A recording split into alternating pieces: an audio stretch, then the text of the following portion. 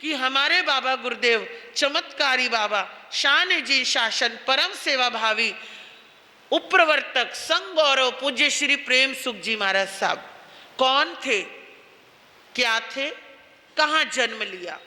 तो आपके आगरा के थोड़ा ही पास में, ज्यादा पास दूर नहीं है और ज्यादा पास नहीं है, जिसे कहते हैं बनारस नगरी, जिसे वाराणसी नगरी कहा जाता था। इतिहासों में जिसका उल्लेख है, परमात्मा महावीर से पहले का भी उल्लेख है, यानी कि परमात्मा पार्श्वनाथ का जहां जन्म हुआ था। और इस अवसर्पणी काल में यदा कदा वाराणसी नगरी के बारे में अरिष्टनेमिनाथ भगवान के समय में भी वर्णन आता है, पार्श्वनाथ भगवान के समय में भी वर्णन आता है, और उससे भी पहले आदिनाथ भगवान के समय का भी, क्योंकि अयोध्या, वाराणसी, ये सारे नगर आपस में कहीं ना कहीं तालमेल रखते थे, है ना। तो इसलिए ये नगरी जो है सुविख्यात, प्रसिद्ध है, सुप्रसिद्ध है और भविष्य में भी रहेगी। और आज देसी भाषा में इसे क्या कहा जाता है? बनारस। बनारस नगरी में एक जोड़ा रहा करता था जिनका नाम था संत सिंह जी चौहान, जो राजपूत थे और जन्म से नेपाल की पहाड़ियों से आए हुए थे। उनका जन्म नेपाल में हुआ था, या उनके दादा परदादा बहुत समय पहले इंडिया आ गए होंगे, लेकिन जो कुछ भी था उनका विवाह इंडिया में हुआ था, बनारस में हुआ था। और गुरुदेव के जो पिताजी थे, संत सिंह जी जो थे, वो मिलिट्री में भी थे और अच्छे पद पर रहे हुए थे। जैसा कि विवाह हुआ, और विवाह होने के पश्चात हर इंसान को चाहत होती है कि हमारे संतान हो, तो संतान के रूप में उनको एक पुत्र रत्न की प्राप्ति हुई, जिसका नाम उन्होंने बड़े प्रेम से प्रेम सिंह रखा। क्या रखा? प्रेम सिंह। ये बात है वसंत पंचमी 1938 की। वसंत पंचमी का दिन, जब मौसम सर्दी से गर्मी की ओर प्रस्थान कर रहा होता है, प्रकृति में एक अलग ही छटा बिखरती होती है और अलग ही रंग और रूप का निखार आता है। ऐसी प्रकृति, ऐसे वातावरण में प्रेम सिंह जी का जन्म हुआ। अब एक ही बेटा था तो समझिए कितने लाड़ प्यार से पाला होगा। और उनकी माँ, जिनका नाम मिश्री देवी था, संत और मिश्री, संत और मिश्री, देखिए क्या गजब का समागम है ना। पिता संत और माँ कौन है? मिश्री। तो उन दोनों के सार का निकला क्या बना?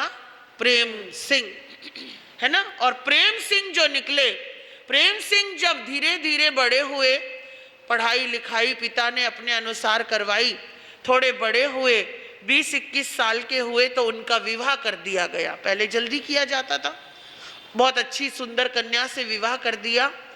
विवाह किया, और विवाह किया तो प्रेम सिंह का प्रेम बढ़ा पत्नी के प्रति, और एक चाहत बनी, एक अंडरस्टैंडिंग बनी, और बड़ा सुंदर तालमेल बना। और जब किसी को इंसान चाहने लगता है, प्रेम करने लगता है, तो उसके लिए हर बार हर पल अच्छा ही अच्छा विचार आता है, शुभकामनाएं आती हैं कि हमारा साथ हमेशा बना रहे। अब पति पत्नी का जोड़ा बना, प्रेम बढ़ा, तो उस प्रेम का फिर से एक और फूल खिला, उनके यहां भी संतान हुई। लेकिन दुर्भाग्य, लेकिन वो खुशियां ज्यादा देर ठहर नहीं पाई, और पता नहीं बालक को और माँ को कोई तकलीफ हो गई होगी। वो जमाना था, तकलीफों के इतने निदान हुआ नहीं करते थे, बहुत बड़े बड़े, है ना। ये तो सन मतलब 38 में उनका जन्म हुआ है, तो समझो 48-58 की बात होगी, 58 या 60 की बात होगी। 1960 के आसपास भी कोई बहुत बड़े बड़े औषधालय या बड़े बड़े डॉक्टर या बहुत अच्छी तकनीकें नहीं थी, थी लेकिन विदेशों में थी। और सही शायद सही इलाज ना मिल पाने के कारण पत्नी और बच्चा दोनों ही चल बसे, या उतना ही आयुष्य होगा, उतना ही आयुष्य लाए होंगे। पत्नी और बच्चा सडनली चले गए। आप सोच सकते हो उस व्यक्ति पर क्या प्रेशर आया होगा, उस युवा पर क्या प्रेशर आया होगा। वो तो जमाना ही अलग था, रिश्ते नातों की बातें ही अलग थी, रिश्ते नातों की कल्पनाएं ही अलग थी, रिश्ते नातों का जुड़ाव अलग था। और वो जो प्रेम सिंह था, अब वो उदास रहने लगा, हताश हो गया, निराश हो गया, शायद परेशान बहुत हो गया। और जब इंसान उदास होता है तो उसे कुछ भी अच्छा नहीं लगता। वो फिर खोजता है कि कोई उसे ऐसा मिल जाए जो उसे इस उदासी से बाहर निकाल पाए। अब वो खोजने लगे और कहते हैं, अब आपके काम की बात आई है, आप जिन्हें बड़ा अच्छे से जानते हो, बड़ा अच्छे से पहचानते हो और बहुत समर्पित ढंग से मानते हो। एक दिन उनके कानों में, बाजार में जब वो घूम रहे थे, तब उनके कानों में बात आई कि यहाँ पर जो पौषधशाला है बनारस में, जो स्थानक है, पहले स्थानक कम बोलते थे, पौषधशाला ज्यादा बोलते थे, क्योंकि आज लोगों ने स्थानक संतों के लिए बना दिए। पहले लोग अपने लिए पौषधशाला बनाया करते थे और इसलिए लोग पौषध किया करते थे कि हमारे लिए है। आज आपने हमारे लिए घर बना दिया, महाराज जी के लिए है तो महाराज जी रहेंगे, हमारा कोई लेना देना है ना भाई, हमसे तो कुछ होता नहीं है, हम तो रहेंगे अपने घरों में। अब महाराज जी की ड्यूटी है, वो आए रहें जाएं, उनका मन उनकी मर्जी। लेकिन पहले ऐसा नहीं होता था।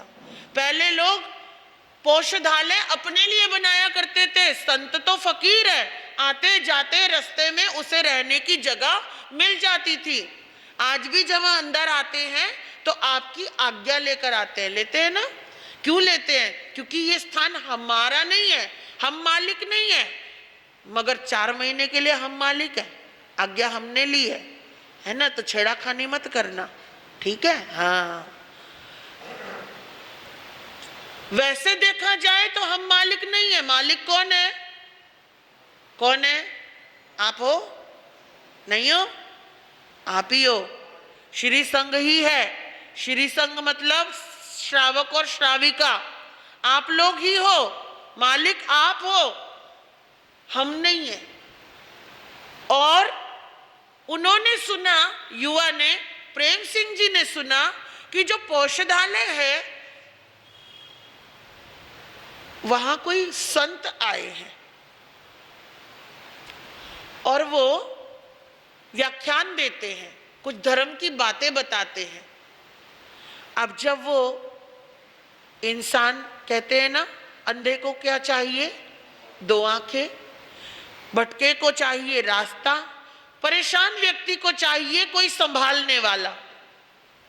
अब वो गए वहां पौषधालय में और उन्होंने देखा कि बहुत लोग बैठे हैं और गुरु महाराज पाटे पर बैठे हैं और कुछ सुना रहे हैं। वो भी बैठ गए एक कोना पकड़कर, क्योंकि वो जमाना था जब हर भांति का व्यक्ति सुनने आता था। आज तो हमने ठेका ले लिया, बस जय नहीं आएंगे, ना तो हम दूसरों को बुलाएंगे और हमारे पास टाइम है नहीं। लेकिन पहले के जमाने में जब सेठ साहूकार निकलते थे, आपके बाप दादा लोग, परदादा लोग, तो गली में सबको आवाज देते हुए निकलते थे, चलो रे भाई, सबका नाम लेते थे, रामू, श्यामू, दीनू, कानू, जो भी नाम होते थे, चल भाई चल, गुरुजी आए प्रवचन सुनने चल, 2 बातें अच्छी कान में डलेंगी। गुरु वाणी है, वो किसी का पक्ष लेकर नहीं बोलते, वो तो परमात्मा की बात बताते हैं। चलो सत्संग में चलो, चलो प्रवचन में चलो, चलो बात सुनने चलो, सबको बुला के लाते थे। आप लाते हो क्या बात बुलाकर? हैं? इतनी कंजूसी, ये दिलों की कंजूसी है हमारी कि हम दूसरे को अपना मानना स्वीकार ही नहीं करते।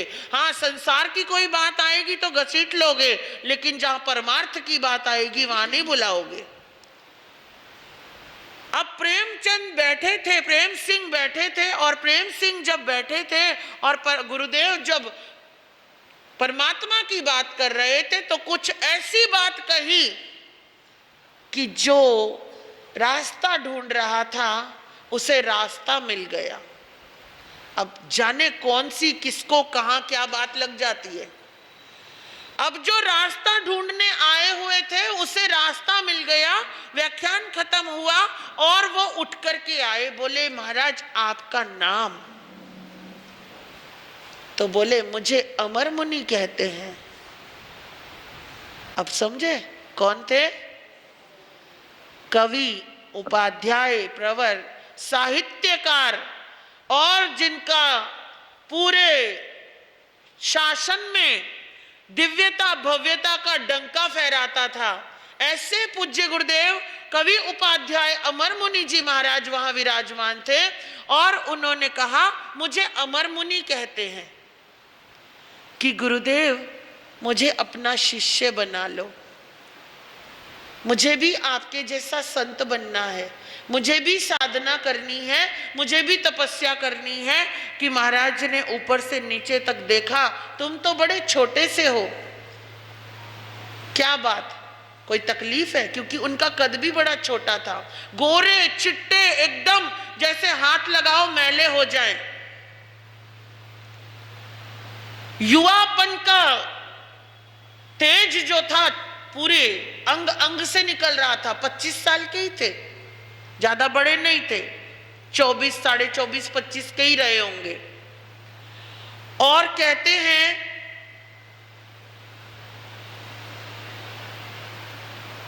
उपाध्याय जी महाराज ने देखा, कहने लगे भाई देख मैं तो यहां से विहार कर रहा हूं, लेकिन तेरी सोच बड़ी अच्छी है, थोड़ा और अपने आप को टटोल लो, खुद को जान लो, क्योंकि इस मार्ग पर आने, इसकी आवाज थोड़ी कम करो ना भैया, देखो गूंज रही है, थोड़ा और खुद को जान लो, खुद के लिए निश्चय तय कर लो, क्योंकि इस मार्ग पर आने वाला वापस ना जाए तो ज्यादा अच्छा है ना। ये मार्ग शेरों का है और बड़े भयानक जंगल से होकर गुजरता है। इस मार्ग पर आने वाला कोई कोई शेर होता है, हर कोई इस राह पर नहीं चल सकता। और मैं आपको बैठा हुआ बड़ा अच्छा लग रहा हूं, लेकिन नियम बड़े कठिन है हमारे। नंगे पांव चलना, सूर्यास्त के बाद पानी भी ना पीना, गर्मी सर्दी बरसात में सीमित वस्त्रों में रहना, घर घर से मांग कर लाना खाना, कभी घी घना, कभी मुट्ठी चना, कभी वो भी मना, क्योंकि आजकल जैसा नहीं था, इस घर नहीं मिला तो उस घर बोल दो, अलका रानी बोली आएगी और हम गोचरी ले आएंगे। आजकल जैसा नहीं था, संत जाते थे, मिला तो ठीक, नहीं मिला तो ठीक, वापस लौटते नहीं थे, एक घर में 10 चक्कर नहीं लगाते थे। और कभी कभी गांव में कई कई दिन कुछ मिलता भी नहीं था, इसलिए हमें उस समय ढूंढिया बोला करते थे। आपको भी पता होगा, पुराने लोगों को, जैन संतों को क्या बोलते थे? ढूंढिया, ढूंढ ढूंढ के लाते थे। कभी आधी रोटी मिल गई और कभी इतनी मिल गई, कभी घी मिल गया, कभी चना मिल गया, कभी वो भी मना मिल गया। लोग पहचानते भी नहीं थे कई जगह तो। कोई कोई इतना अभिनंदन कर देता था कि गांव सजा देता था, और कहीं कहीं अपमान भी मिल जाया करता था, आज भी होता है तो। लेकिन एक व्यक्ति जब इस रास्ते चलता है तो उसे हर सिचुएशन को फेस करना पड़ता है, और उस सिचुएशन में खुद को मजबूत रखना। मान सम्मान में तो मजबूती बढ़ती है, लेकिन अपमान में खुद को संभालना कठिन होता है। और कहते हैं गुरुदेव ने कहा, तो उन्होंने कहा ठीक है गुरुदेव, मुझे एक ऐसा पता बता दो कि मेरा जब दिल करेगा तो मैं वहां जाऊं, या आप अपना एड्रेस दे दो। वो बोले मेरा तो आज तक कोई एड्रेस है नहीं भाई, क्योंकि ये तो 60 की बात है, और शायद 60 में शायद गुरुदेव आगरा का एड्रेस उनका मजबूत शायद ना हो। तो बोले मेरा तो कोई एड्रेस नहीं है, मैं तो चलता फिरता मुसाफिर हूं। हाँ, अगर तुम्हें सच में दिल करे दीक्षा लेने का, सन्यासी बनने का, संत बनने का, तो दिल्ली चले जाना।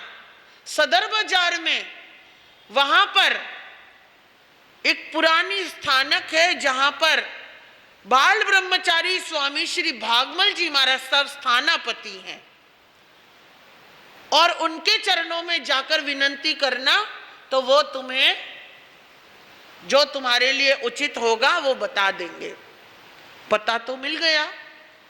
अब वो कहां घर में रुकने वाले थे, ये तो टरका के निकल गए। अब उन्होंने, संत सिंह जी ने सोचा माता पिता से पूछूंगा तो वो तो एक ही बेटा, ऊपर से जवान, कौन जाने देगा। और जब माँ बाप जानते हो कि हमारा बेटा दुखी है, दुख में जा रहा है, फिर तो बिल्कुल ना जाने दे।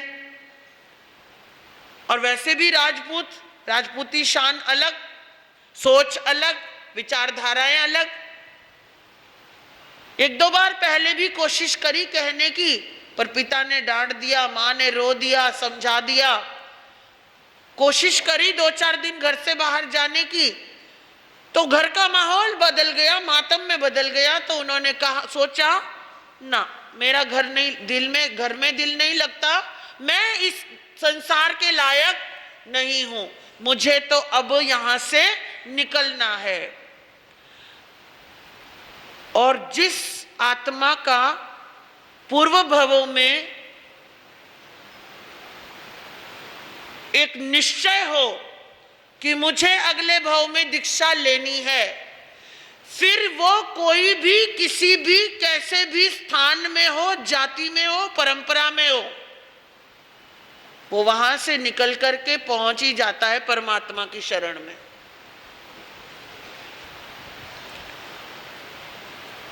घर से निकल गए, ट्रेन पकड़ी, सदर बाजार पहुंच गए, सीढ़ियां चढ़े, मन में कोई दुविधा नहीं है, एक निश्चय है, अब मैं यहां से वापस कभी नहीं जाऊंगा, एक निश्चय है।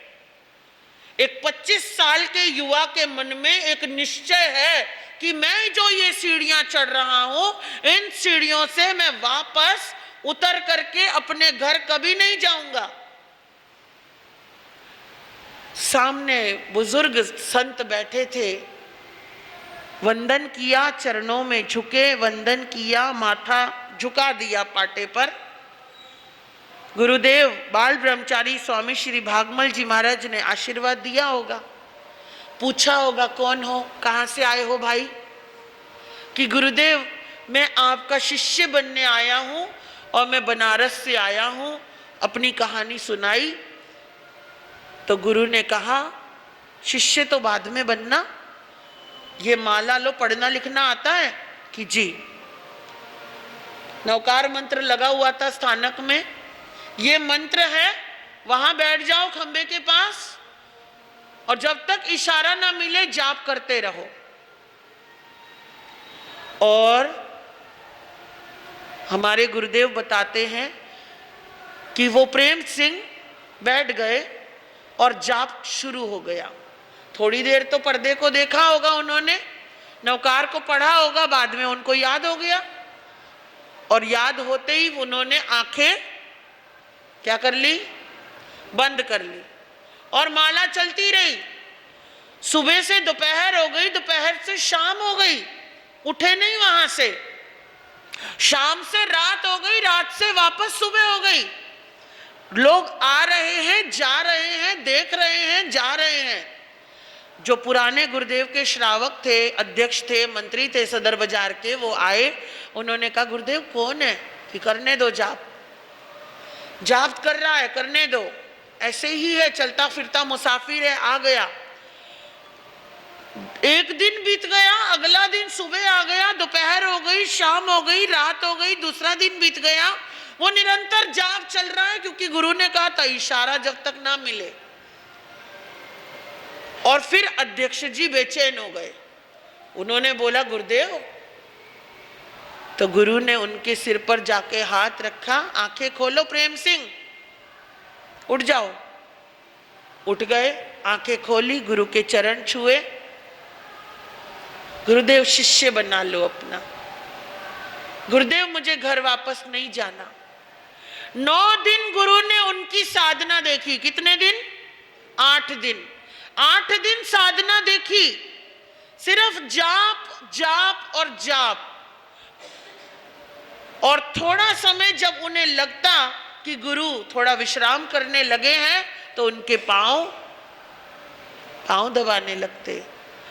कोई चंचलता नहीं, कोई चपलता नहीं, केवल एक निश्चय और दृढ़ता और बड़ी शांति प्रेम सिंह जी के अंदर। 8 दिन उस महापुरुष ने उनको देखा। भागमल जी महाराज साहब ने 9वें दिन उनके पास एक संत थे, उन्हें कहा जाओ फलाने संघ में जाकर इसको दीक्षा देकर के आ जाओ। और वहां से कुछ दूर पर बुराड़ी नाम का एक गांव था, कहते हैं। एक वृक्ष था, वृक्ष के नीचे गुरुदेव की उन्होंने दीक्षा कर दी, बाना पहना दिया, संयम का पाठ दे दिया और लाए और लाकर भागमल जी को सौंप दिया। और उस समय से लेकर गुरुदेव प्रेम सुख जी महाराज साहब ने अपने जीवन में एक ही पाठ रखा, 2 पाठ रखे, या तो जाप या तो सेवा, या तो जाप या तो सेवा। और अब उन्होंने सबका, जो भी संत वहां रहे होंगे 1 2 3, उन सबके काम बंद। केवल प्रेम सिंह जी, जिनको गुरुदेव ने नाम दिया प्रेम सुख, क्योंकि उनके निश्चय में और उनके व्यवहार में, दोनों में ही प्रेम भी झलक रहा था, और वो जो सेवा कर रहे थे उससे सुख की गुरु को अनुभूति भी हो रही थी। तो नाम क्या दे दिया? प्रेम सुख। और प्रेम सुख जब नाम दिया, तो अब उन्होंने उस प्रेम सुख नाम के अनुरूप लोग आते हैं, सेवा पूछते हैं, भक्ति करते हैं, गोचरी लाना, पानी लाना, कपड़े धोना, गुरु की सेवा करना, लेकिन जो वक्त मिले थोड़ा बहुत उसमें जाप करना। और जाप किसका? केवल नवकार महामंत्र का। और जो वो श्रद्धा गुरुदेव की नवकार पर बनी, तो कहते हैं कुछ साल गुरु रहे, भागमल जी महाराज साहब चले गए। उसके बाद उन्होंने देखा कि अब मैं कहाँ जाऊं। उनके एक बड़े गुरु भाई भी थे, पूज्य श्री ज्ञान मुनि जी महाराज, जिन्होंने आरती बनाई है ना, ये भगवान महावीर की जो आरती गाते हैं हम, है ना, ओम जय महावीर प्रभु, आखिरी में बोलते हैं ज्ञान मुनि गुण गावे, तो वो गुरुदेव के गुरु भाई ने ही बनाई हुई थी। और वो मतलब, लेकिन सभी संतों का अपना अपना स्वभाव होता है। वो कभी गुरु के साथ नहीं रहे, वो कभी फिर गुरु भाई को भी उन्होंने साथ नहीं रखा। प्रेम सुख जी महाराज छोटे थे, बीच रास्ते में वो किसी कारण से उन्हें छोड़कर चले गए, लेकिन ये सीधे थे, ये सरल थे, ये निश्चिंत थे।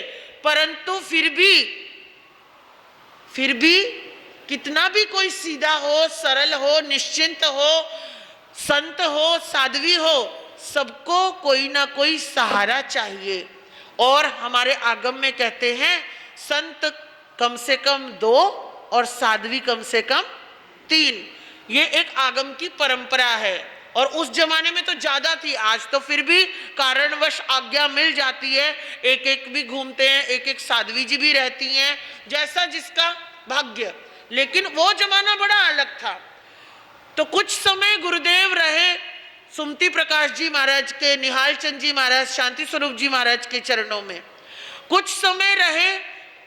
फिर उन्हें पता लगा कि एक बुजुर्ग संत हैं स्वामी श्री फूलचंद जी महाराज साहब पुफ भिक्खू, जिन्होंने सुत्तागमे अत्थागमे की आगम के बड़े प्यारी व्याख्याएं की। ऐसे पूज्य गुरुदेव स्वामी श्री फूलचंद जी महाराज, जिनकी अंतिम समय तक गुरुदेव ने सेवा की, अंतिम समय तक, और जाते जाते गुरुदेव उनको दो चीजें देकर गए। एक तो अपने सुत्तागमे अथागमे का जितना भी उनका ज्ञान का भंडार था, जो आज गुड़गावा में हमारे उपाध्याय गुरुदेव संभाल रहे हैं, वो पूरा भंडार बाबा प्रेम सुख जी महाराज को दे दिया। और एक छोटा सा वैरागी था उनके पास, उसकी भी उंगली उनको पकड़ा दी कि आज से ये तेरा हुआ, ठीक है। और भिक्खू जी महाराज तो देवलोकों में चले गए। अब अकेले फिर रह गए बाबा जी महाराज, फिर चल पड़े और कहते हैं फिर एक शिष्य बना, कुछ समय रहा वो चला गया, दूसरा बना वो भी कुछ समय रहा वो भी चला गया। लेकिन फिर आई वो घड़ी कि जब पूज्य गुरुदेव, क्योंकि जिसकी जहां दीक्षा होती है और जहां जो अपने गुरु के चरणों में आया होता है, वहां के स्थानीय लोगों को बड़ा प्रेम होता है उस व्यक्ति से, उस बच्चे से, उस वैरागी से, उस आत्मा से एक आत्मीय प्रेम हो जाता है। तो सदर बाजार और चांदनी चौक बड़े विख्यात थे उस समय दिल्ली में, और वहां बड़े मजबूत श्रावक रहा करते थे। और वो सारे श्रावक जो थे वो पूज्य बाबा गुरुदेव के, क्योंकि भागमल जी महाराज के वो सारे श्रावक थे, तो वो पूज्य गुरुदेव की जब उन्होंने जीवनचर्या देखते थे, उन्हें बड़ा सात्विक गर्व होता था कि हमारे बाबा जी महाराज का जो चल रहा है ना, बाल ब्रह्मचारी भागमल जी महाराज का परंपरा के जो ये संत चल रहे हैं, इनके प्रति हमारा भी कर्तव्य है। वो समय समय पर उनकी वाचना पृछना करते थे, पूछना करते थे, उनकी सेवा में हाजिर होते थे, उनको संभालते थे, संवारते थे, उनका ख्याल रखते थे। और चातुर्मास के लिए विनंती करी और गुरुदेव जो थे चातुर्मास हेतु सदर बाजार की स्थानक में अपने पूज्य गुरुदेव के स्थान पर विराजमान थे। तो कहते हैं चातुर्मास चल रहा था और चातुर्मास चल रहा था और यही कोई मेरे ख्याल से 15 अगस्त के आसपास की बात होगी शायद, या इतना मुझे ध्यान नहीं है कि चातुर्मास था या चातुर्मास के बाद का समय था। तो दो युवा लड़के अपनी अपनी 10वीं की परीक्षा के लिए जा रहे थे। तो उन्होंने गुरुदेव, एक जैन था और एक ब्राह्मण था, तो उन्होंने, वो जो जैन था उसने कहा चल गुरुदेव का मंगल पाठ सुन के चलते हैं, पेपर बढ़िया होगा। तो दूसरे ने कहा ऐसा भी होता है क्या, पेपर तो अपनी मेहनत से होता है, गुरु के मंगल पाठ से थोड़ी हो जाएगा। बोले नहीं, तुझे नहीं पता, गुरु के मंगल पाठ में ताकत है बहुत बड़ी, हमें कुछ नहीं भी आ रहा होगा तो भी आ जाएगा। अच्छा ठीक है चल पढ़। ऐसे ही मुस्कुरा के हल्का सा वो दोनों बालक स्थानक आए और गुरुदेव का मंगल पाठ सुना और बोला कि बाबा जी आशीर्वाद देना गुरुजी कि आज 10वीं का क्या है, परीक्षा है। और कहते हैं कि वो चले गए, गुरु ने आशीर्वाद दे दिया, जो पाठ बताना था बता दिया, दोनों बच्चे चले गए। और फिर परीक्षा भी हो गई, रिजल्ट की बारी आई। रिजल्ट की बारी आई, रिजल्ट बहुत बढ़िया निकला, रिजल्ट बढ़िया निकला। 10 मिनट ऊपर ले सकती हूँ ना, क्योंकि समय हो गया आपका, ले सकती हूँ क्या, युवा मंडल से पूछ लो। हाँ, और उस बच्चे ने जिस समय एक पल के लिए उन्हें जब देखा था मंगल पाठ में, पता नहीं जो तार था अंदर का, पूर्व भवों का जो संस्कार था, जो नाता था, वो समर्पण का भाव आ गया। और वो बालक अपना रिजल्ट लेकर घर ना जाकर पहले गुरु के पास आ गए। नाम था रविदत्त शर्मा। और आए और गुरु को कहा कि गुरुदेव आपने मंगल पाठ दिया था, मेरी परीक्षा मैं अव्वल नंबर पर आया हूं, बहुत अच्छे, और पढ़ाई करो। अब पढ़ाई नहीं करनी, अब तो आपके साथ चलना है। और वो बालक चल पड़े। और उनकी कहानी तो अलग है, वो बाद में बताऊंगी जब उनका दिन आएगा। लेकिन वो बने रविंद्र मुनि, गुरुदेव के वो शिष्य जो जब घर में पधारे, गुरु के चरणों में आए, क्योंकि पहले चेले बनते थे और चले जाते थे, और हंसी उड़ाने वाले हंसी भी उड़ाते थे, साधु संत भी ताना तूना मारते थे, और बहुत कुछ गुरु के जीवन में आया, बहुत कुछ बड़े अजीबो गरीब इस समाज की रिवायतों के भी गुरुदेव उस रास्ते भी गुजरे जहां लोगों ने उन पर व्यंग भी कसे, लोगों ने उनको परेशान भी किया, साधु संतों ने भी परेशान किया, लेकिन वो कभी घबराए नहीं। एक तो राजपूत थे, ऊपर से अपने गुरु का आशीर्वाद था, ऊपर से जीवन में सहजता थी, समता थी, सरलता थी, तो कोई डर ही नहीं था, कोई छल नहीं था, कोई कपट नहीं था, कोई आगे दौड़ने की मंशा नहीं थी, कोई किसी से कंपटीशन नहीं था। अपना सहज भाव में जप में तप में लगे रहते थे, तपस्या करते थे, साधना करते थे, सेवा का मौका मिलता था तो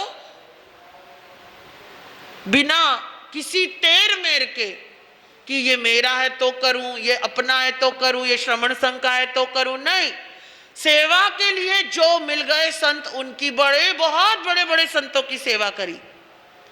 और कहते हैं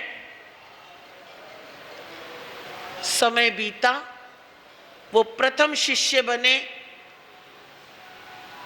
जिस समय गुरुदेव का चातुर्मास इंद्रपुरी में था, बाबा गुरुदेव का, तो विजयादशमी के दिन गुरुदेव की दीक्षा हुई। लगभग शायद 6 महीने बाद ही उनकी दीक्षा हो गई थी। 16-17 साल के रहे होंगे गुरुदेव, क्योंकि 15-16 साल का ही बच्चा 10वीं की परीक्षा देता है। और पढ़ने में लगे। 1978 में गुरुदेव की दीक्षा की उन्होंने। प्रथम शिष्य के रूप में इस प्रेम सुख कुल बगिया के वो सरताज हमारे आज गुरुदेव के प्रथम शिष्य के रूप में उभरे। पहले के 2 बने थे, चले गए थे, लेकिन ये जो थे ये जम गए। और एक एक का भाग्य ऐसा होता है कि भंडार भर जाते हैं। गुरुदेव की दीक्षा हुई, फिर दूसरे शिष्य गुरुदेव के बने 1980 में पूज्य गुरुदेव रमणीक मुनि जी महाराज साहब। फिर तीसरे शिष्य गुरुदेव के बने शास्त्री पूज्य गुरुदेव पंडित रत्न श्री उपेंद्र मुनि जी महाराज साहब। 3 शिष्य बने गुरुदेव के, और तीनों ही एक से बढ़कर एक आज की डेट में रत्न हैं। एक को हीरा कह दूं, एक को पन्ना कह दूं, एक को माणिक कह दूं तो अतिशयोक्ति नहीं होगी। एक से बढ़कर एक है, और अपने आप में आज की डेट में जो किसी को नहीं मानता वो उनको मानता है। जानते हो क्यों? क्योंकि उनकी सरलता, उनकी सहजता, उनकी करुणा जैसी गुरु में थी वैसी ही इन शिष्यों में है। और आज के समय में हम लगभग 40 के आसपास साधु साध्वी उनके शिष्य समुदाय में हैं।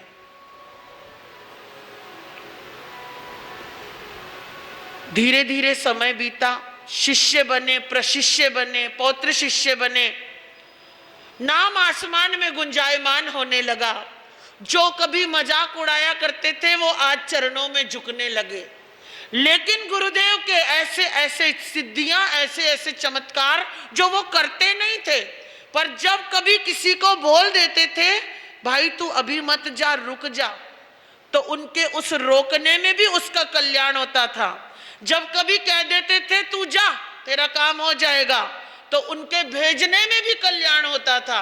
और जब कभी कहीं संभालते थे तो उसमें तो उनका कल्याण होता ही होता था। स्ट्रिक्ट भी बहुत होते थे। देहरादून जाओ, दिल्ली जाओ, जो पुराने लोग हैं वो ये कहते थे गुरुदेव को 2 ही चीजें पसंद थी, या तो नवकार का जाप या तो सामायिक। अगर उन्हें खुश करना है तो पहले सामायिक। और लोग बताते हैं अगर हम 8-10 दिन नहीं गए किसी कारण से तो गुरुदेव नाराज हो जाते थे। पीठ मोड़, देख लिया ना सामने से आ रहा है तो पीठ मोड़ के बैठ जाते थे। और वो व्यक्ति सीधा गुरु के पास नहीं जाता था, पहले अपने शर्ट के बटन खोलता था सामायिक के वस्त्र पहनता था, 5 सामायिक लेके बैठ जाता था, सामायिक करके उठने के बाद वंदन करने जाता था तो ही उसको मुख दर्शन होते थे। और जिसने कभी एकाशना तक नहीं किया वो गुरु ने कह दिया ले 28 का पचकान, ऐसी करा देते थे वो, तो उसकी 28 हो जाती थी सहज भाव में। वो पूछते नहीं थे करेगा नहीं करेगा, होती है नहीं होती है, ओ भाई चल आइंबिल का पचकान, कुछ खा के आया है, खा के भी आया है तो भी जितना खा लिया ले पचकान। और लोग कर भी लेते थे, हो भी जाता था। लोग कहते हैं हम मास खमन कर जाते थे, और तो और 72 घंटे 8 दिन का निरंतर जो जाप रहता है, बोल देते थे भाई तुझे 8 दिन हिलना नहीं आसन से। और कहते हैं, लोग कहते थे ना तो हमारे पैर सोते थे, ना कमर दुखती थी, ना हमें कोई तकलीफ होती थी, हम बैठे रहते थे सहज भाव से। और इतने जबरदस्त चमत्कार होते थे, मैंने भी मेरे जीवन में कई बार देखे। उन चमत्कारों को समय आने पर मैं धीरे धीरे आपको जरूर बताऊंगी कि मैंने अपने जीवन के क्या अनुभव लिए, क्योंकि आज घड़ी बड़ी रफ्तार से भाग रही है। भागती तो रोज ही है, पर मेरे सामने आके जरा जल्दी भाग जाती है, पता नहीं क्यों। तो कहने का मतलब है, लेकिन धीरे धीरे जब गुरुदेव 45-50 साल की उम्र में आए तो उन्हें कुछ शरीर की व्याधियों ने घेर लिया। पहले शुगर हो गई, बाद में हार्ट की तकलीफ हो गई, बाद में शुगर की किडनी पर इफेक्ट हो गया, किडनी का प्रॉब्लम आ गया।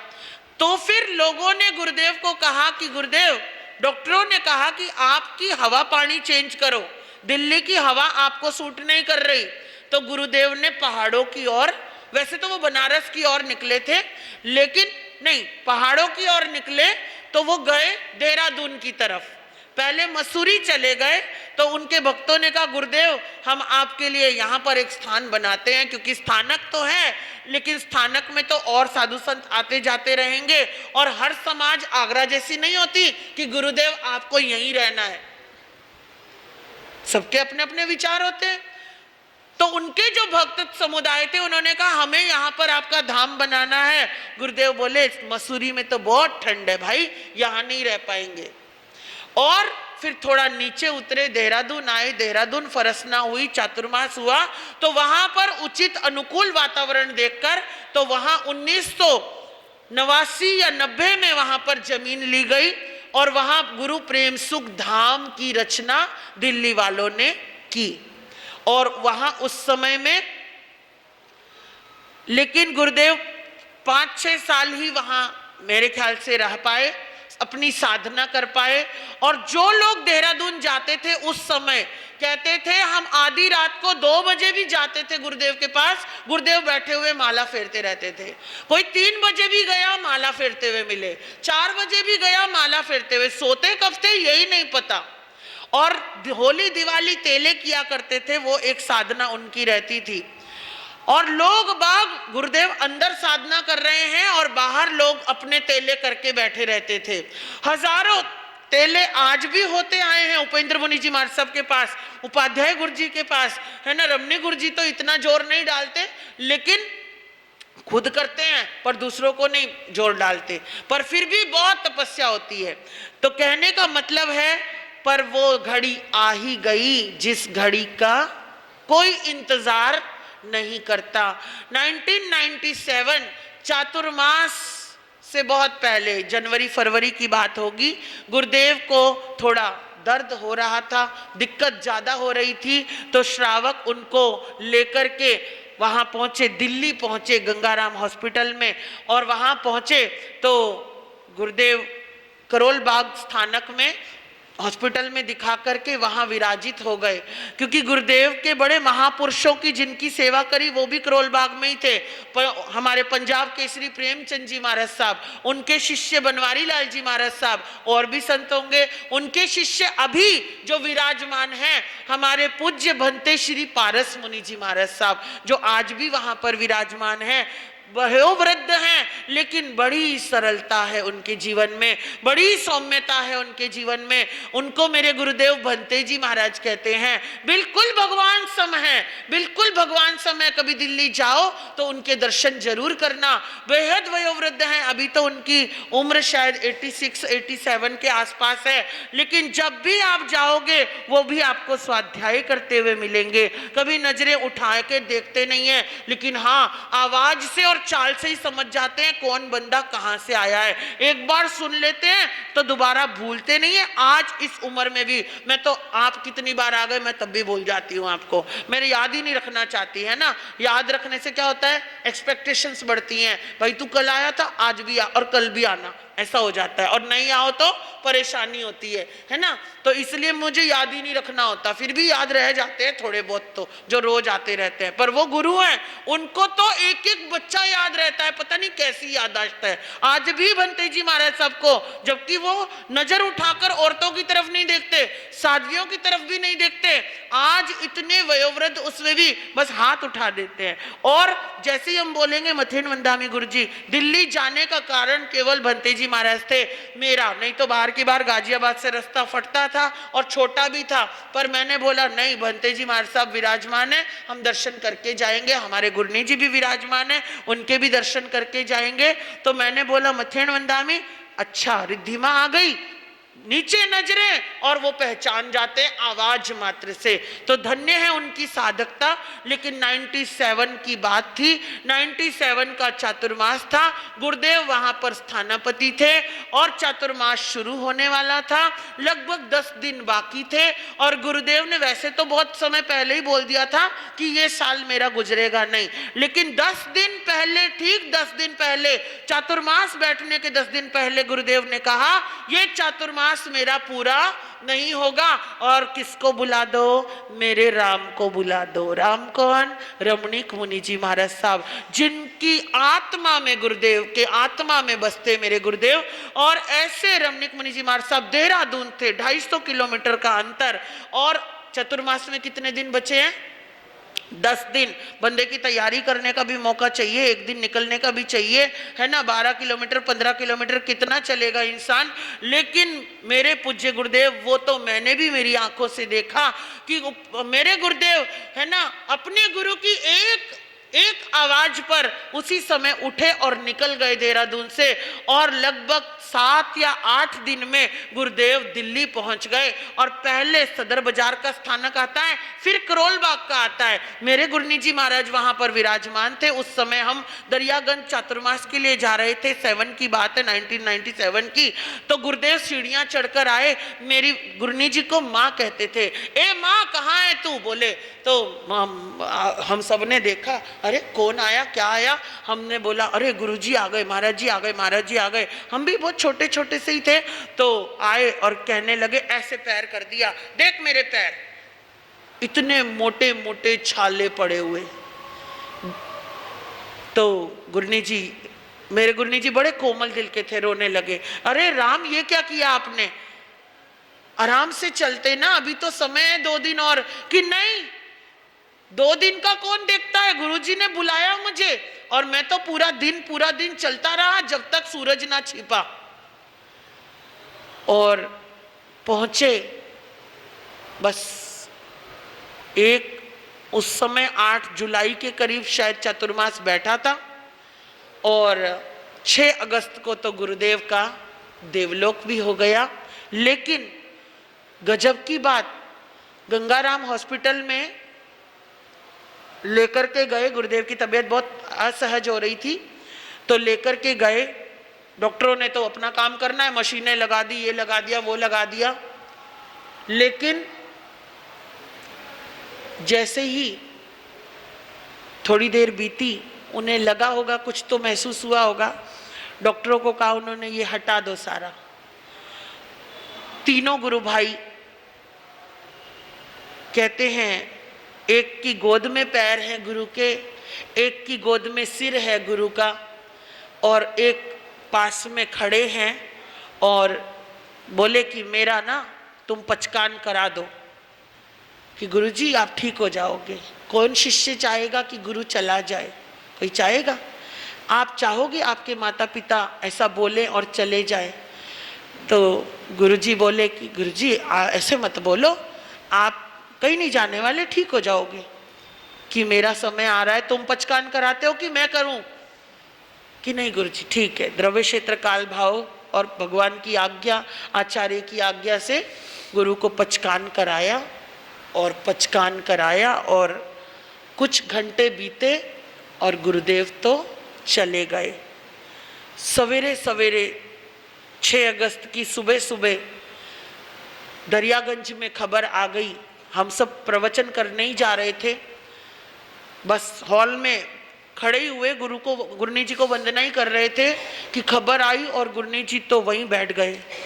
क्योंकि एक भाई बहन का बड़ा कनेक्शन था, अनंत प्रेम था गुरनी जी को उनसे, बहुत प्यारा कनेक्शन था। क्योंकि वो भी दिल्ली में ही रहते थे, वो भी दिल्ली में ही रहते थे, कई सालों से रहते थे और बड़ी नजदीकियां थी और बहुत प्रेम था। और अपनी बहन मानते थे, वो भी अपना भाई मानते थे गुरनी जी। और गुरुदेव के यहाँ पर जितनी भी दीक्षाएं होती थी, गुरनी जी को ऑर्डर कर दिया करते थे कि बहन बाणा बना के भेज देना, हो सके तो दीक्षा में आ जाना। और उपाध्याय गुरुदेव का बाणा, रमणीक गुरुदेव का बाणा, उपेंद्र गुरुदेव का बाणा, राजेश मुनि जी का बाणा, जाने कितने संतों के बाणे मेरे गुरनी जी महाराज ने बना करके भेजे। और जहां तक संभव हुआ वो दीक्षा में भी पहुंचे। गुरनी जी ने कहा चलो चलो करोल बाग जाना है, और लगभग 8-10 किलोमीटर का सफर था। हम लोग फटाफट पहुंचे। वहां पहुंचे, रमणीक गुरु जी तो कमरे में बंद हो गए थे, उपाध्याय श्री जी मौन हो गए थे, उपेंद्र गुरु जी सब संभाल रहे थे, बाकी छोटे शिष्य आलोक मुनि जी महाराज साहब थे, अनुपम मुनि जी महाराज साहब भी वहीं थे। और उस समय आपको मैं क्या बताऊं, 1.25 लाख की पब्लिक, जिधर देखो उधर पब्लिक, जिधर देखो उधर पब्लिक, पांव रखने की जगह नहीं। और ऐसे में हर व्यक्ति ये कह रहा था, मैं तो बहुत छोटी थी, 15, 16, 17 साल की थी, मैं खुद सुन रही थी, खुद महसूस कर रही थी कि हर व्यक्ति की आंखों में पानी और हर व्यक्ति की जुबान पर एक ही बात, मेरे गुरुजी चले गए, मेरे बाबा चले गए, मेरे गुरुजी चले गए, मेरे बाबा चले गए। बच्चे भी रो रहे हैं, हर कोई नहीं रोता। महापुरुषों की इतने देवलोक देखे मैंने, लोग खड़े रहते हैं, हंसते रहते हैं, गाते रहते हैं, भजन गाते हैं, प्रवचन कर रहे होते हैं, उधर जाप चल रहा होता है, वहां सन्नाटा था। हर कोई एक ही बात, अब मैं गुरु के पास कैसे जाऊंगा, अब मुझे कौन बुलाएगा, अब मेरे सिर पे कौन हाथ रखेगा। गरीब से गरीब और अमीर से अमीर व्यक्ति। और जब अंतिम यात्रा शुरू हुई, आप पता नहीं यकीन कर पाओ ना कर पाओ, मैं यहां आपको वो भी सीनरी दिखाऊंगी, अभी चातुर्मास में उनके अंतिम विदाई का सीन दिखाऊंगी आपको भी प्रोजेक्टर लगवाकर यहां पर, कि करोल बाग से यात्रा शुरू हुई थी और सदर बाजार की स्थानक लगभग 2.5 किलोमीटर अंतर है, 2.25-3 किलोमीटर का अंतर है। एक जगह भी वो जुलूस, वो हुजूम कहीं टूटा नहीं।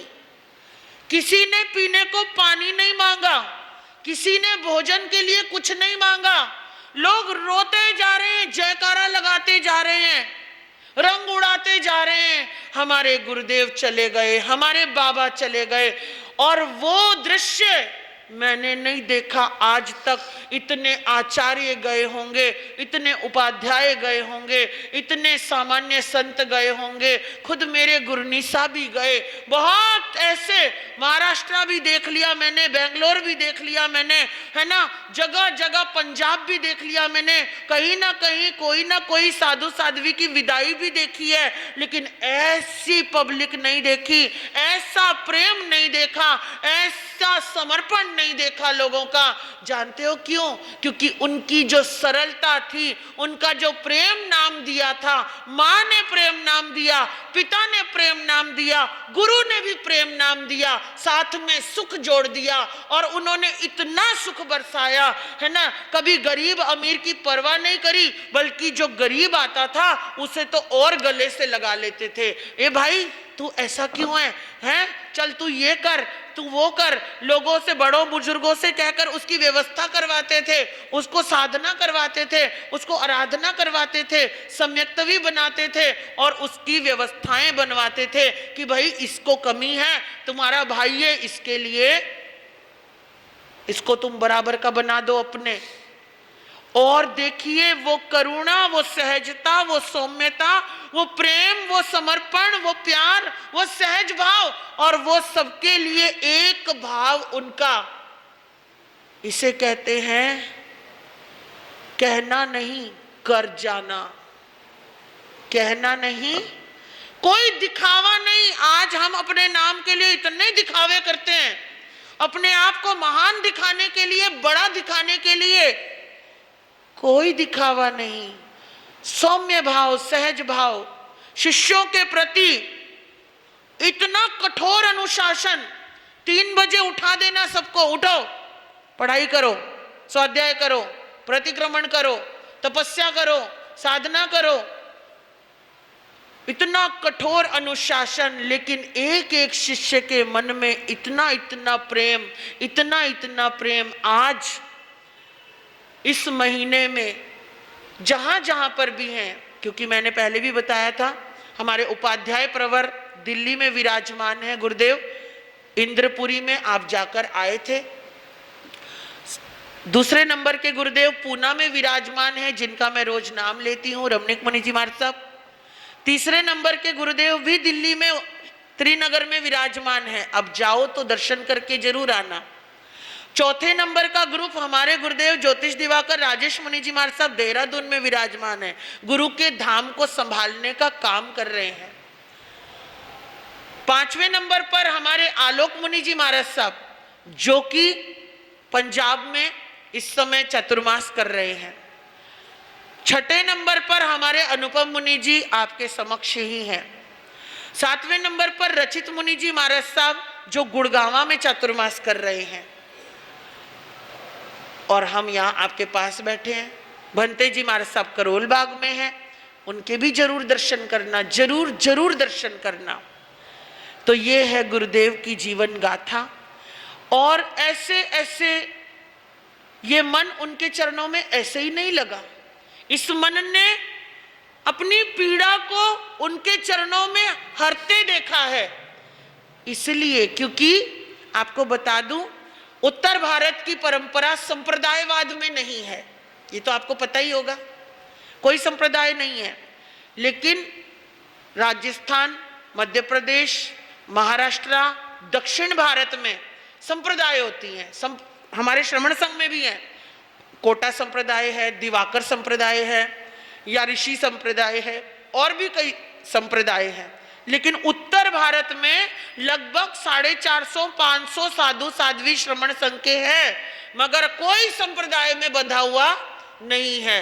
और यहां तक बता दूं, साधुओं की साधु परंपरा चलती है और साध्वियों की साध्वी परंपरा चलती थी। लेकिन इस जीवन को अगर गुरु चरणों में स्थान मिला, अगर मैंने उन्हें गुरु रूप में माना, तो क्यों माना, कब माना, कैसे माना, ये बात मैं आपसे बाद में करूंगी।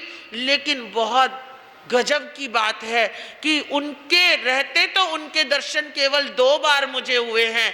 एक तो करोलबाग गुरनी जी लेके गए थे दर्शन कराने, और दूसरा अंतिम यात्रा के समय दर्शन हुए।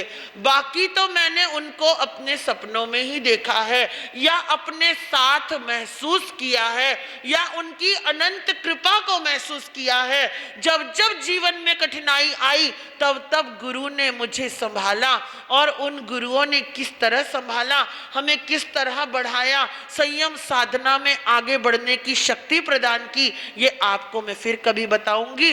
लेकिन ऐसे गुरुदेवों के चरणों में हमारा पूरे परिवार की ओर से, मेरे साध्वी परिवार की ओर से कोटि कोटि वंदन है आगरा परिवार की ओर से, श्री संघ की ओर से। गुरुदेव, आप जहां भी वैमानिक देवलोकों में विराजमान है, आपकी आत्मा अगले भवों में ऐसे ही संत कल्याण के रूप में धरा पर आए और स्वयं का कल्याण करके अरिहंत सिद्ध परमात्मा आप बने, ऐसी मैं गुरुदेव के लिए मंगल मनीषाएं करती हूं। इन्हीं शब्दों के साथ साथ एक बार बोलेंगे,